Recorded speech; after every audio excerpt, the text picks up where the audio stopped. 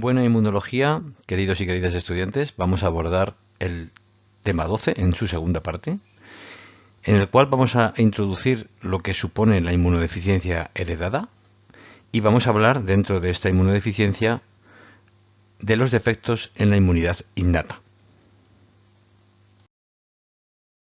Es conveniente recordar que existen dos causas principales de inmunodeficiencias, las causas externas y las causas internas.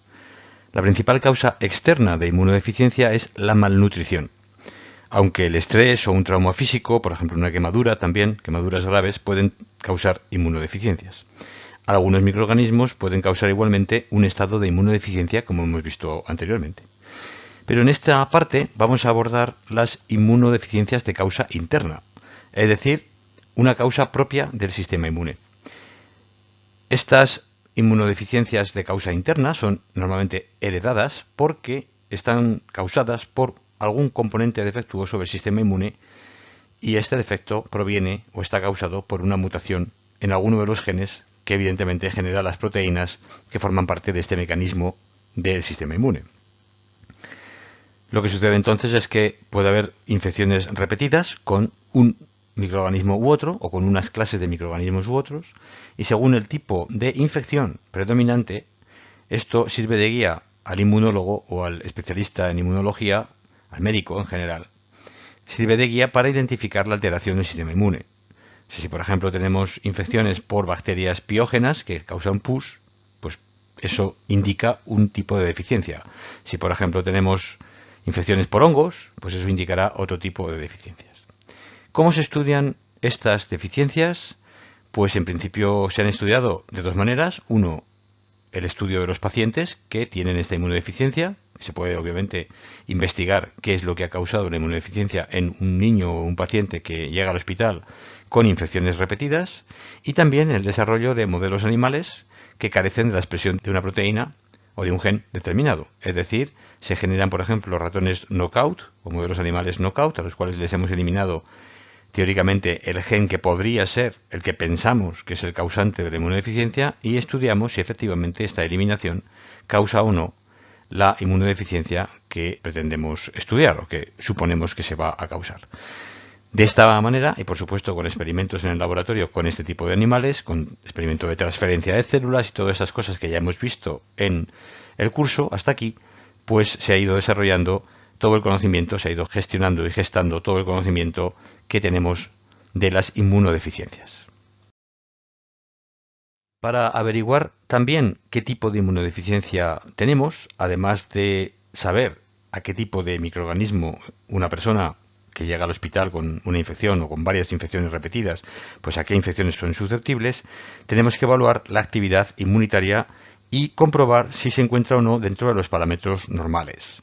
Entonces normalmente se evalúan estas tres cosas, la cantidad de células y el tipo de células que hay, es decir, tenemos una cantidad normal de células T, de células B, por ejemplo las células B pues tienen que entrar dentro de un rango y si hay menos pues obviamente puede ser causa de inmunodeficiencia. Se miden las células, se mide la funcionalidad de las células, es decir, vale, existen células B, pero hay anticuerpos, existen células T, pero se activan, hay fagocitos, pero fagocitan, se desgranulan, lo que sea que tengan que hacer, esto hay que medirlo. También tenemos, por tanto, que medir esta funcionalidad y también tenemos que medir la cantidad y actividad de moléculas. Por ejemplo, la cantidad de inmunoglobulina GMAE, ¿de acuerdo?, que hay en el suero. ¿Es esta cantidad dentro de los rangos normales o no? El complemento. ¿Tenemos una cantidad de complemento en el suero dentro del rango normal o no? Obviamente, si no está dentro del rango normal, y esta anormalidad puede ser tanto que hay más como que hay menos, por ejemplo, puede haber más IgM de lo normal, no menos, no siempre es menos lo que causa una inmunodeficiencia, a veces es algo que va por encima de lo normal. Bueno, pues cuando la cantidad de células, la funcionalidad se salen de lo normal, podemos sospechar que hay una inmunodeficiencia. Y aquí en la tabla simplemente pues se resumen los niveles normales de inmunoglobulinas o las funcionalidades que tiene que haber, la cantidad normal de células CD4, CD8, y obviamente no es para que lo sepamos de memoria, sino simplemente como concepto importante, qué es lo que sí que se tiene que evaluar. Estas tres cosas, cantidad de células, funcionalidad y cantidad de moléculas. El complemento es un ejemplo, pero también están otras moléculas. Podrían ser, por ejemplo, citocinas también. Se podrían evaluar para ver si hay algún defecto en por ejemplo, la producción de interleuquina 2 o de interleuquina 7 o algo que me permita averiguar si hay algún tipo de problema en esta funcionalidad de las moléculas, en este caso, que forman parte del funcionamiento normal del sistema inmune. Como ya he mencionado, el estudio de las inmunodeficiencias ha permitido conocer su causa genética y en esta tabla y en las dos que van a seguir, lo que vamos a hacer es resumir las enfermedades de inmunodeficiencia más importantes, en general, la causa genética, los efectos que se producen. Hay varios tipos de enfermedades, obviamente, que generan inmunodeficiencias. Hay varias que generan una inmunodeficiencia combinada. Esta inmunodeficiencia combinada, que se conoce con el nombre general de SCID por las iniciales en inglés que están aquí. Bueno, pues estas SCID hay varias causas que luego les vamos a estudiar y dan una susceptibilidad general. Quiere decir esto que tenemos una susceptibilidad tanto humoral como celular. Hay algún tipo de problemas con el timo, por ejemplo, en el caso del síndrome de DiGeorge. Este síndrome causa un problema en el timo. Claro, si hay un problema en el timo no se desarrollan bien las células T. Y si no tenemos células T, tenemos también susceptibilidad general porque las células B tampoco se activan bien. Podemos tener deficiencia en el MHC de clase 1. Normalmente está causada por mutaciones en los genes TAP, que son los genes que codifican para las proteínas transportadoras, que son necesarias para transportar los péptidos generados en el citosol al retículo endoplásmico, donde está el MHC de tipo 1 esperando a ser cargado con esos péptidos.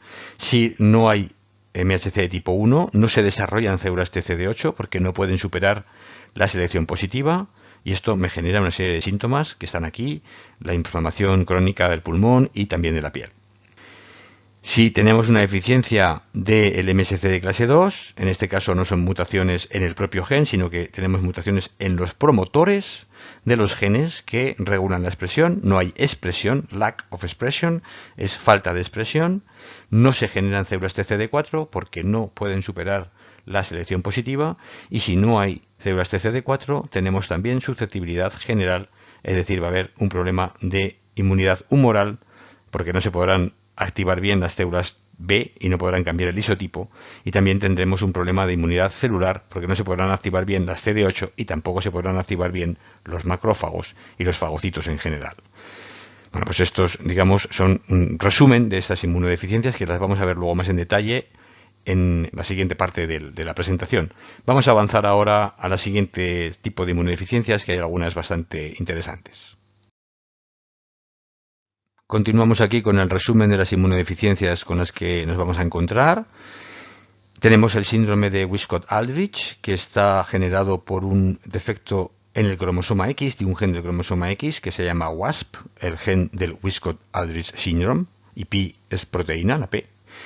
Lo que tenemos es un problema de activación de células T porque no tenemos una buena comunicación célula T, célula B. El citoesqueleto está afectado, ya lo veremos más adelante, y al no haber una buena comunicación célula T, célula B, no se genera bien el cambio de isotipo, tenemos susceptibilidad a bacterias encapsuladas, a infecciones por virus, etc.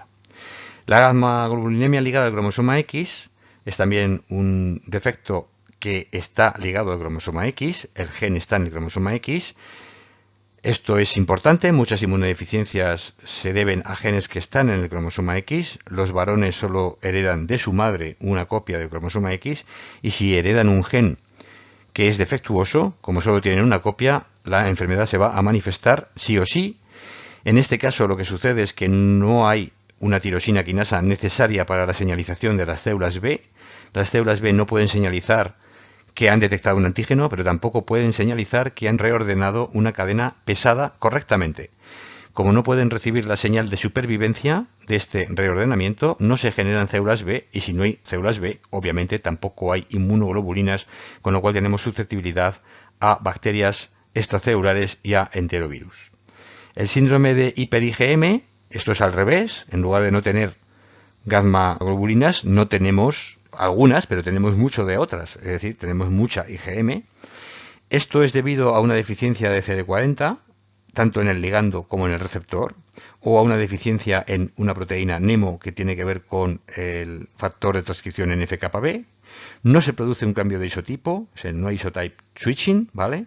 No se produce la hipermutación somática tampoco, con lo cual no vamos a tener esta maduración de la afinidad y además no se va a generar obviamente tampoco IgG o IgA y tenemos susceptibilidad a bacterias extracelulares, como están aquí. Obviamente tampoco estas personas van a tener alergias porque la IgE es necesaria para la alergia de tipo 1, como veremos más adelante. También tenemos otro síndrome de hiper-IgM, pero que en lugar de ser una deficiencia en CD40, en este caso tenemos unas deficiencias en enzimas que impiden la hipermutación somática y también impiden el cambio de isotipo. Con lo cual también tenemos el mismo problema hiper-IgM, pero no tenemos un problema que sí que existe aquí, cuando hay una deficiencia de CD40 o de el ligando, que es que los macrófagos sí pueden ser activados correctamente por las células T, porque los macrófagos tienen CD40 y las células T tienen CD40L, el ligando, en particular las células TH1, con lo cual no va a haber un problema de activación de macrófagos en este caso, pero aquí sí que lo va a haber, porque la deficiencia afecta tanto al cambio de isotipo como a la actividad de los macrófagos. Aquí, en cambio, solo afecta al cambio de isotipo de las células B. Tenemos otros síndromes como el síndrome de hiper-IgE, en este caso tenemos demasiada IgE, ya he dicho antes que a veces las inmunodeficiencias es por tener demasiado de algo, en este caso una inmunoglobulina, es debido a un defecto en un factor de transcripción que se llama el STAT3, se bloquea la diferenciación de las células TH17 y tenemos demasiada IgE como causa de que otras células, posiblemente demasiadas células TH2, que me van a causar un cambio de isotipo demasiado fuerte en IgE. Así que tenemos mucha IgE, pero poca de otras, con lo cual tenemos susceptibilidad a bacterias o a hongos. Hay otras inmunodeficiencias que causan un defecto en la producción de IgA o IgG, como la inmunodeficiencia común variable, y otra inmunodeficiencia que es selectiva de la IgA, y tenemos muchas infecciones respiratorias porque la IgA es uno de los principales anticuerpos neutralizantes que es secretado por las mucosas, y en este caso el pulmón, las mucosas del pulmón son las más susceptibles a esta falta de IgA. Continuando con las enfermedades de inmunodeficiencia heredada, por dar una pincelada global un poco de lo que nos vamos a encontrar, que luego hablaremos en más detalle, también tenemos deficiencias en la función de los fagocitos. Puede haber muchas causas diferentes, no tenemos la función de los fagocitos y, por supuesto, cualquier organismo que necesite de esta función para ser controlado, pues va a atacarnos y vamos a tener una susceptibilidad incrementada, en particular bacterias extracelulares y hongos. También podemos tener deficiencia en el complemento. Puede haber varias diferentes causas. No tenemos componentes específicos del complemento. El complemento no se va a poder activar bien. La cascada del complemento no va a funcionar. Tenemos susceptibilidad a bacterias extracelulares que son opsonizadas por el complemento y además especialmente a la Neisseria, que es una de las bacterias que necesita de los componentes tardíos del complemento para ser controlada. También tenemos un síndrome linfoproliferativo asociado al cromosoma X. Vuelve aquí a salir los genes ligados al cromosoma X. Y de nuevo, si es un síndrome linfoproliferativo es porque proliferan demasiado los linfocitos. Volvemos a tener un exceso de algo que debería estar dentro de los rangos normales. Tenemos una serie de mutaciones en ciertos genes que me conducen a una incapacidad para controlar el crecimiento de las células B, y como estas crecen demasiado y como normalmente hemos sido infectados por el virus de Epstein-Barr, ya hemos mencionado la mononucleosis infecciosa, pues estas células B se dividen demasiado, alegremente, y podemos tener una mononucleosis infecciosa fatal, es decir, que puede causar la muerte. Y luego tenemos otra serie de defectos que pueden estar causados por mutaciones en enzimas, en general en proteínas, que tienen que ver con la recombinación del ADN o con la reparación del ADN. Entonces vamos a tener obviamente peor recombinación, no vamos a tener sobre todo cantidad de células T normal, en este caso tenemos un número reducido de células T, esto nos induce una susceptibilidad a las infecciones respiratorias, y otro síndrome dentro de este tipo es el síndrome de Bloom. Tenemos una helicasa que es defectuosa, la recombinación del ADN no funciona bien, tenemos células T en número reducido, también tenemos anticuerpos obviamente en cantidad reducida, porque si no hay colaboración TB, pues estos anticuerpos se producen mal, y de nuevo también tenemos infecciones respiratorias.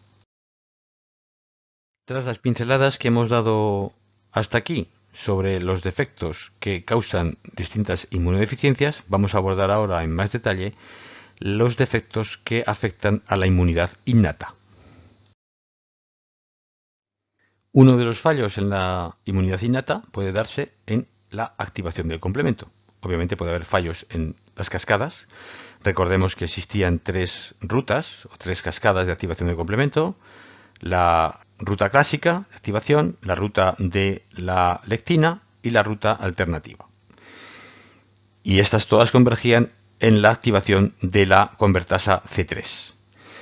Bueno, obviamente, en cuanto más arriba de la cascada se produce el defecto, pues mayor es la inmunodeficiencia asociada, porque está afectada, pues obviamente, más la cascada que sea. Si el defecto se produce antes de la activación de la convertasa C3, las inmunodeficiencias conducen en general a la susceptibilidad por infecciones por bacterias piogénicas o por bacterias en general, sobre todo en la infancia, ya que es necesaria esta convertasa C3 para poder opsonizar esas bacterias. La opsonización será defectuosa, es decir, si falla la generación de C3, de C3b sería la que sería generada, se depositaría sobre la superficie de los microorganismos, y esto nos conduciría a esto de aquí, opsonización defectuosa. Y esta opsonización defectuosa nos conducirá a susceptibilidad a infecciones piogénicas que forman pus, estas bacterias, y también vamos a tener una eliminación defectuosa de los inmunocomplejos. Cuando se produzcan anticuerpos contra esas bacterias,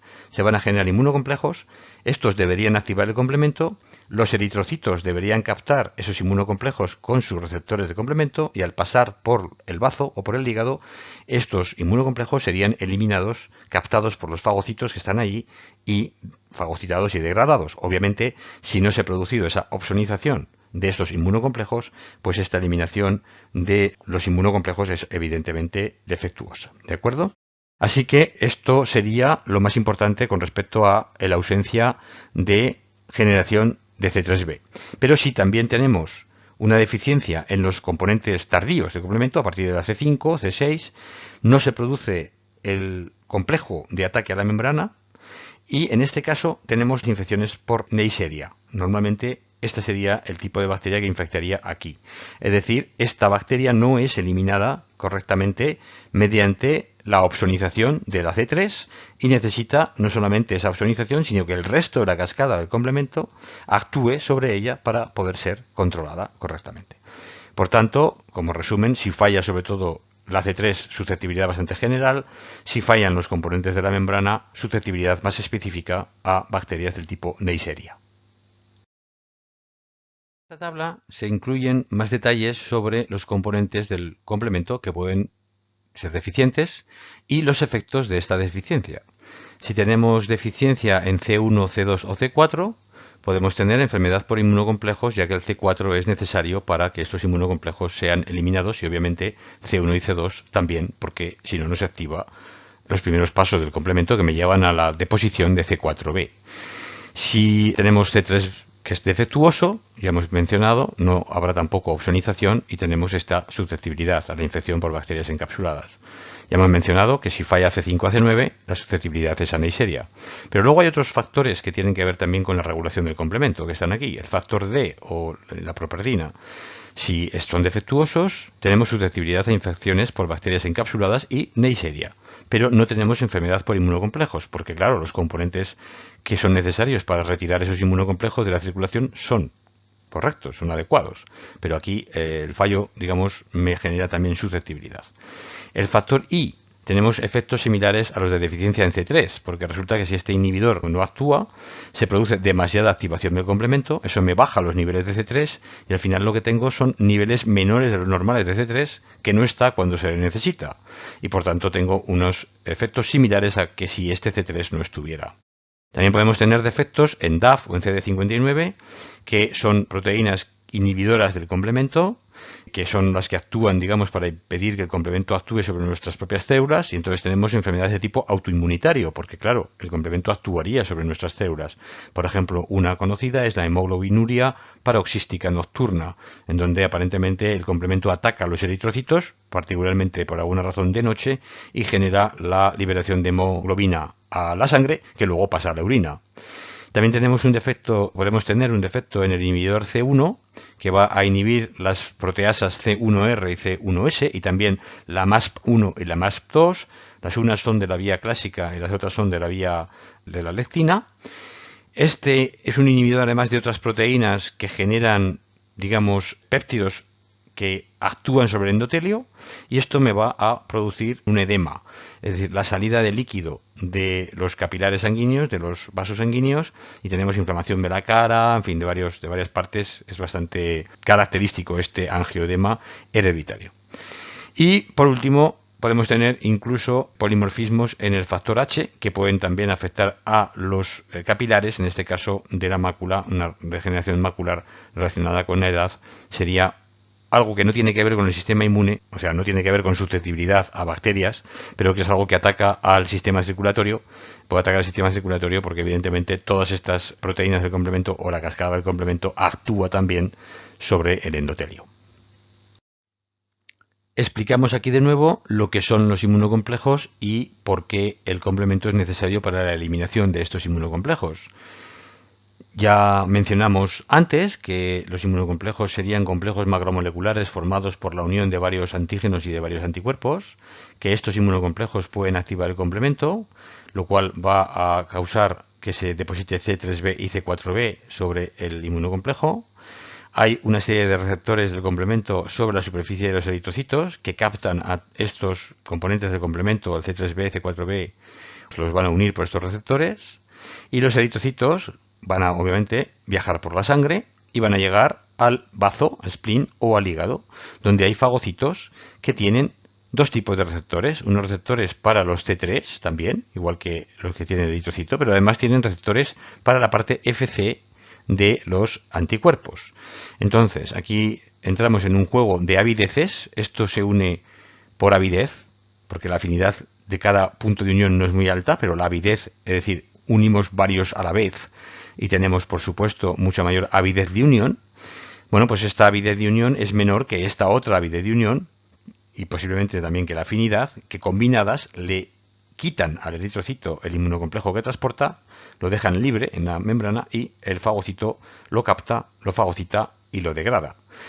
¿Qué sucede cuando no tenemos esta activación de la vía clásica del complemento? Pues obviamente el C3, C4b no se va a poner, no se va a depositar, los inmunocomplejos se van a formar, van a estar así, sin deposición del complemento. Los eritrocitos no los van a poder captar y por supuesto no los van a poder transportar al hígado ni al bazo.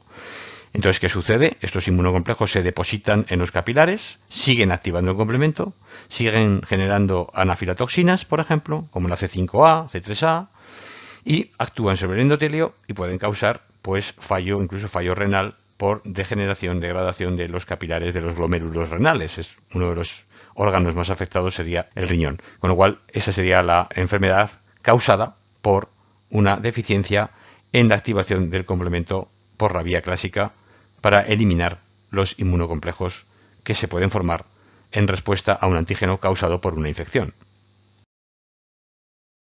Otros problemas que causan defectos en la inmunidad innata son defectos en las células fagocíticas, los cuales conducen a fallos en la eliminación de bacterias intracelulares y extracelulares y a susceptibilidad a infecciones piogénicas y por micobacterias.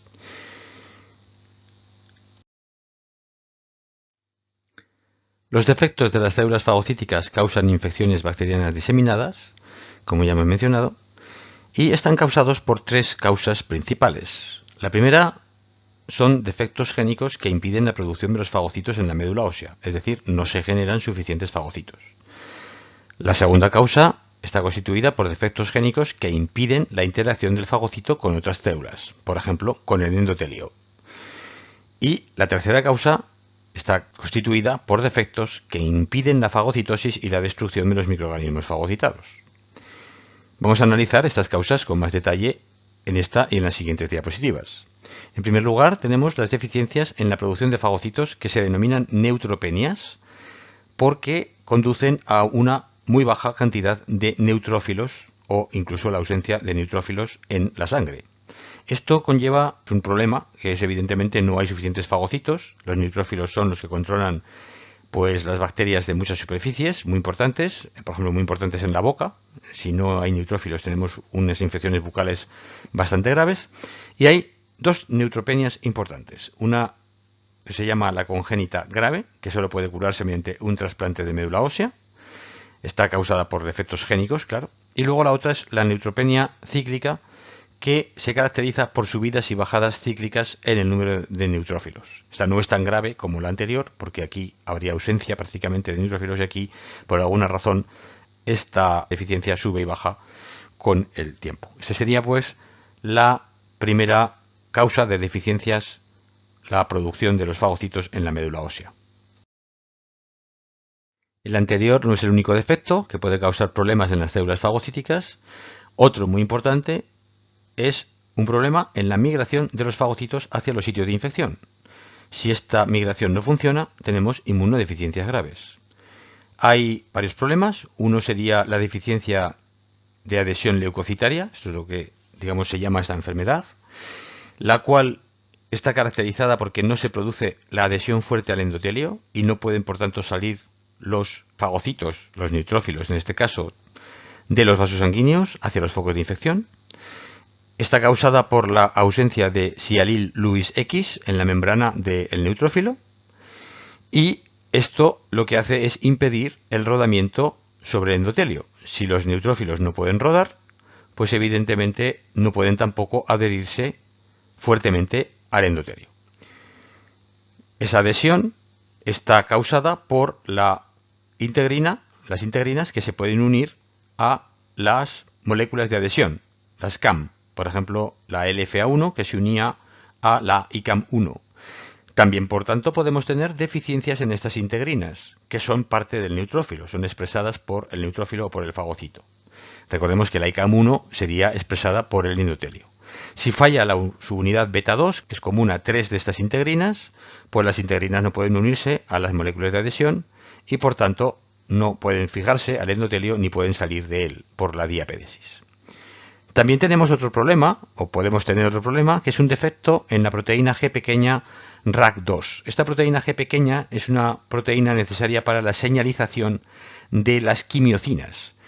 Y claro, si las células fagocíticas no pueden oler, entre comillas, a las quimiocinas, no saben dónde tienen que ir. Ya hemos dicho que las células del sistema inmune son ciegas y son sordas y solo huelen moléculas que están emitidas o secretadas por las células en los focos de infección.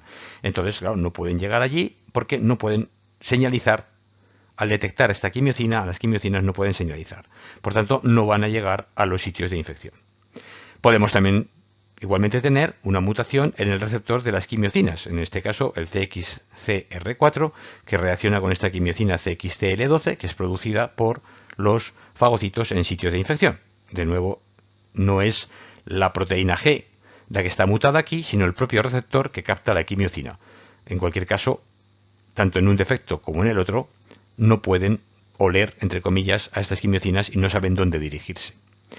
Por último, también podemos tener una serie de defectos en la maquinaria bioquímica de producción de radicales de oxígeno y en la expresión respiratoria. Y claro, si esto no funciona, pues no se van a generar estos radicales de oxígeno y no se van a poder destruir los patógenos fagocitados.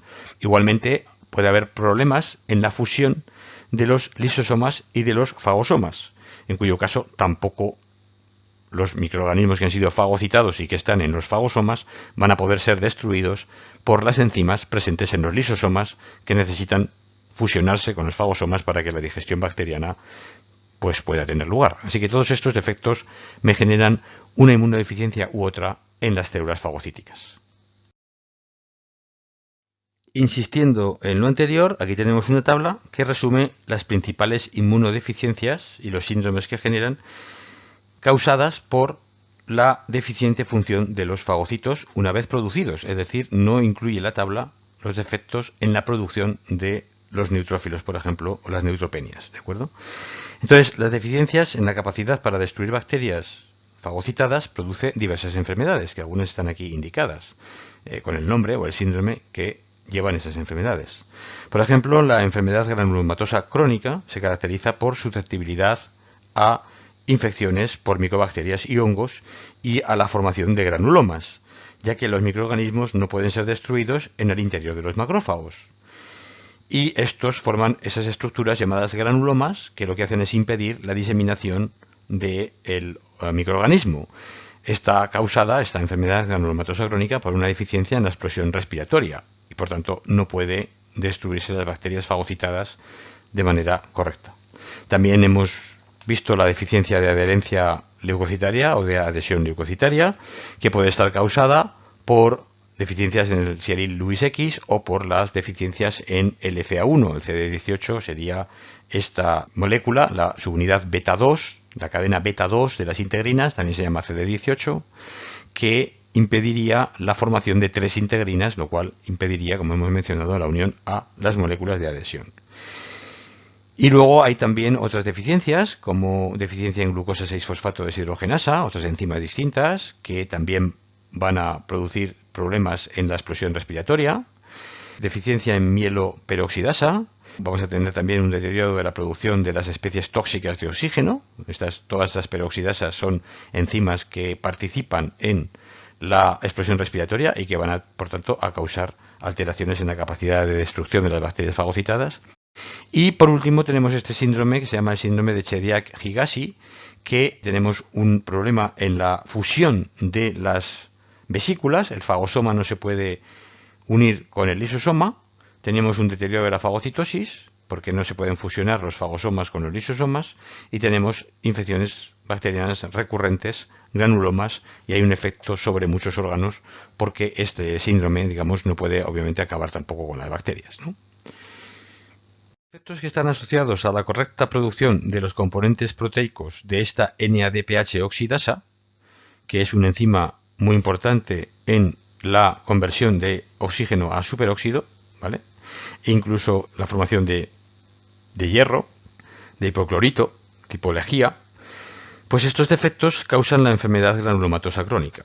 Esta enzima, este componente enzimático o este complejo enzimático, está en la membrana de los lisosomas cuando estos se fusionan con los fagosomas, y evidentemente es necesaria para esta destrucción de los microorganismos que han sido fagocitados.